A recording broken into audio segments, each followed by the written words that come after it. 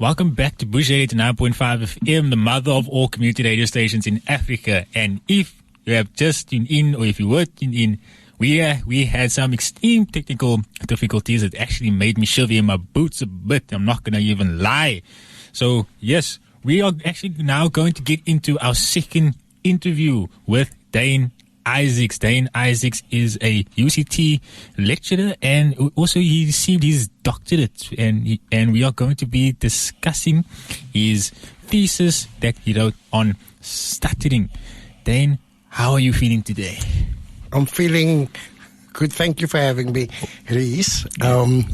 Just to fix something, so I'm a postdoctoral fellow in the Desmond Tutu Center for Religion and Social Justice at UWC. Okay, just to clear things up. I apologize if I got anything wrong over there. So your thesis on stuttering. Can you tell us more about this thesis, and also what influenced you to write about it? Okay. No, thank you so much, Reese. I am someone who stutters, and I've been quite passionate about stuttering and the topic, because I felt that there's a lot of misunderstandings and myths around stuttering, and therefore I felt it important and to actually just go and actually look critically at men's experiences of stuttering, because I am myself a man who stutters, and so I was quite interested, in their masculine and their lived experiences, of stuttering. Wow, I'm actually really inspired, because I, as someone who stutters myself, I couldn't resist to actually call you in, because this is actually something that I think that not much people are actually aware of, and some people would just if someone stutters, then there'll always be like that one person who would just rush you to finish your sentence and so on. But also the title of the thesis, can you also tell us more about that? Satan is holding your tongue back, stuttering as a moral failure. Okay, yeah, so that was actually one of the papers, that was connected to my overall thesis. And so my thesis was actually entitled "Exploring the Discourses of Masculinities Amongst Young Adult Men in the Western Cape Who Stutter." But I, as part of my PhD, I published a series of 6 papers, and that was one of the papers. And so that paper just kind of it's my life grid about how I've experienced oppression and discrimination in the church, at school, in the workplace. And so I've just kind of journeyed my life along those key points in life. And so the Satan holding stung back, I think that comes from, I grew up in a very evangelical Christian home, and obviously because of these myths centered on and around stuttering, there's this myth that stuttering can be cured by divine healing and all of this. And obviously that was one encounter. I think I was about 8 or 7, and my parents took me to this guy to pray for me. And that was the response, that Satan is holding your tongue back. Yeah. Wow, that's actually that's actually interesting, because there's a lot of methods that people will say, you can do it this way, you can do it that way, and there's also like the process of speech therapy as well, and that was also mentioned in this topic that I read. And can you also tell us more about the speech therapy programs and how, and if that is beneficial? Sure. As you'll see from my research, I think there are a group of people who find speech therapy beneficial and who've actually reaped the benefits of speech therapy. It gave them better control over their speech. But there's also that camp that said that speech therapy was not beneficial for them. In fact, many of them felt, that many speech therapists were out of touch with their lived reality around stuttering. And I think my experience too of speech therapy, it's also been very this need to be fluent. But as I always say, that you cannot be hard on speech therapists, because I think many people who stutter, when you go for speech therapy, there's this goal, I want to be fluent. And so obviously the speech therapist kind of wants to take your hand, metaphorically, obviously, and just kind of help you reach that goal. But it's nice to see that many speech therapists are now engaging with what I advocate for is this whole disability studies approach to stuttering. And I think when people hear the term disability, there's still this stigma around the term disability, that it denotes weakness, it denotes a sense of vulnerability, it denotes this passive position. And I think when I interviewed men, and you would know as a man it is, there's certain gender roles that we are expected to do. And so obviously, being disabled or assuming that identity of a disabled man, it goes in complete conflict to what society expects, of the script that we get. That's, you always need to be the alpha, you always need to be in control.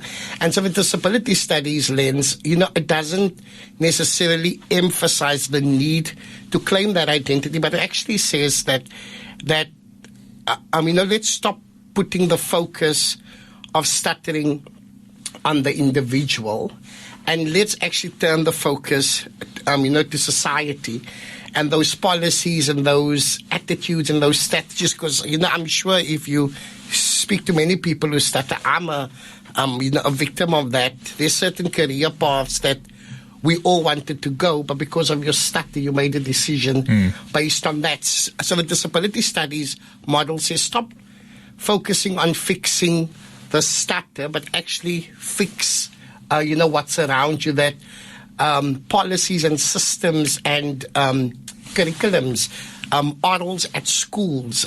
You would know, orals is a terrifying thing. Yeah. Presentations are terrifying. So we're starting to challenge kind of the standard. Are orals the only way to assess someone? Is verbal communication the only acceptable and preferred way of communicating? Because obviously we're in the fourth industrial revolution, and I think that we've digitalized a lot of things, and I think for someone who stutters, these resources can facilitate, that voice, and kind of open up those communication practices.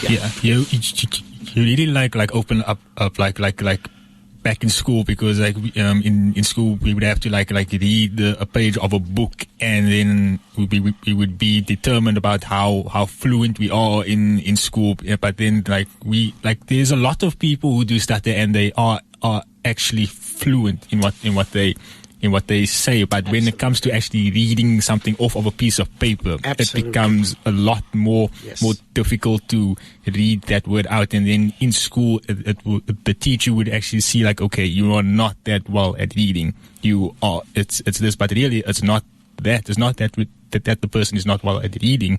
It's just that they have this speech problem. Of course. Yeah, and also in your early years of growing up, can you also tell us about what your experiences was as someone who stutters? Sure. It's difficult. I think and I write in one of my other papers, I don't have time for the stuttering and the politics of university time, and that story is centered on an incident where I wanted to become a clinical psychologist. That was my dream. And, at the time, the department that I was at, so when you know clinical psychology, you understand that there's this very intensive process of interviews. It's for some universities, it's a 4-day. For some, it's a 5-day. But oral assessment is a big thing, you know. And that was about 10 years ago now. I was about 22 at the time, and my supervisor at the time basically told me that he doesn't think I should apply because of my stutter. And when I had applied, he wasn't pleased with me, and then I applied for another course, and then someone called me actually to the room when I probably would have been fine not knowing the reason, and the lecturer comes to me and he says, one of the reasons that we never selected you, you were the preferred candidate, but it's because of your stutter. And then he referenced there was another girl, lady, let me say, 2 years ahead of me that stuttered. And he said they couldn't have her the same repeat because she kept up the class. And so kind of, my dream was shattered because obviously they had these rigid practices and communication practices that they were not willing to kind of let go of or somehow diversify. And I think that, is one of many experiences, and even up until this day, I still sit with, that regret. I sit with that, what if I spoke up? Because I remember meeting one of my lecturers, and she made a statement that was a bit insensitive, and she said, but if you fought like her. And, it's, but I mean, as a 22-year-old guy, your lecturer is standing, and he's giving you that advice. And I mean, stuttering made me timid and very confused about who and what I am. And I think in many ways, so as I said, that's one of many incidents where I've experienced discrimination on a personal level. And obviously, I think the thing that angers me today is that there's no accountability. It's like that same people have got no remorse. Life goes on, and that's why I'm so passionate to not see generations after me also face those rigid practices that that can definitely be tackled and really taken apart to actually facilitate such a lot. Yeah. And also, like, how would you think that that the curriculum can actually help kids deal with how can the curriculum deal with kids who stutter, and how can they like practice that patience, and how can they like guide them in the classroom? I think this is an interesting thing that you are asking, because I gave a lecture last week at WITS or for WITS, a guest lecture for their first year students, and that was one of the questions that I was asked. I think it's the approach. I don't think people who stutter should be accepted or there should be sensitivity. I think when we get away from we are normal and so we need to accept, I think that we should start to diversify the way we see communication. And I said it at WITS, that when we look at the time we are living in and we look at these gender identities, and so we've moved beyond this binary of male and female. We've now accepted that there's people with all these different identities, may it be pan, may it be queer, may it be, and there's not this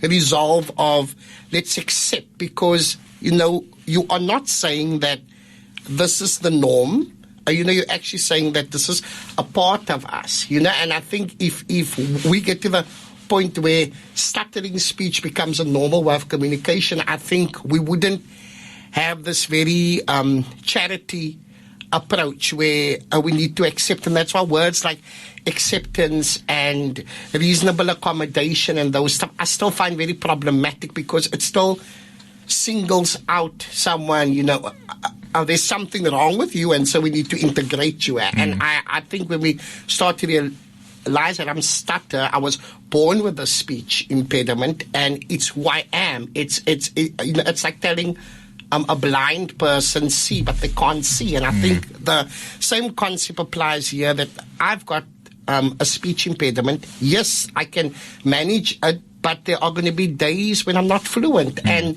this is my speech. It's not something that needs to be accepted, or that's a normal way of communication, And I think as we diversify gender identities, I think we can also diversify communication practices to kind of give people who stutter their adequate place at the table. Yeah. Wow, that is really some powerful stuff there, Dane. And also, just one more question, is there anything that you can say to anyone who is dealing with this speech impediment, and how they shouldn't allow this obstacle to hold them back from whatever they want to pursue, like whether it be a presenter or public speaker or anything like that? Oh, yes, absolutely. I think obviously where you find yourself at now, I'm not going to downplay, that embodied experience, that goes with stuttering. It's shame. There's so much to the experience. But what I would tell someone, is that accept you for who you are, and stop trying to fix something that cannot be fixed. Yes, it can be managed, because there are speech therapists. I am a product of, of going to the self-help group that helped me and speak, but I also don't get into this whole debate of overcoming stuttering, because I feel that then it bears this expectation for people. Oh, so you stuttering now, so why aren't you? So you were speaking normally that time, And so I'm very cautious. And so for me, I would say, first things first, accept yourself who you are, and accept your speech for who you are. And I know it's difficult. I still find it uncomfortable to stutter in front of people. It's because of the stigma that surrounds stuttering. But I think when people start to accept them for who they are, with your stuttering speech, and or whether I stutter, whether I block, guess what? That's how I speak, and you will wait for me. And I think if we have that defiance, I think we would start to break through these unnecessary and rigid practices that society deems important, that I feel that can be tackled. Yeah. Wow. Thank you so much, Dane. And it was a real pleasure having you in studio with us, and also guiding us through, and also shedding light on this problem that some people are actually facing today. It was really a pleasure having you in today, really. Thank you so much, Reese, for having me. Still tuning into Bush Radio to 9.5 FM. We will be right back.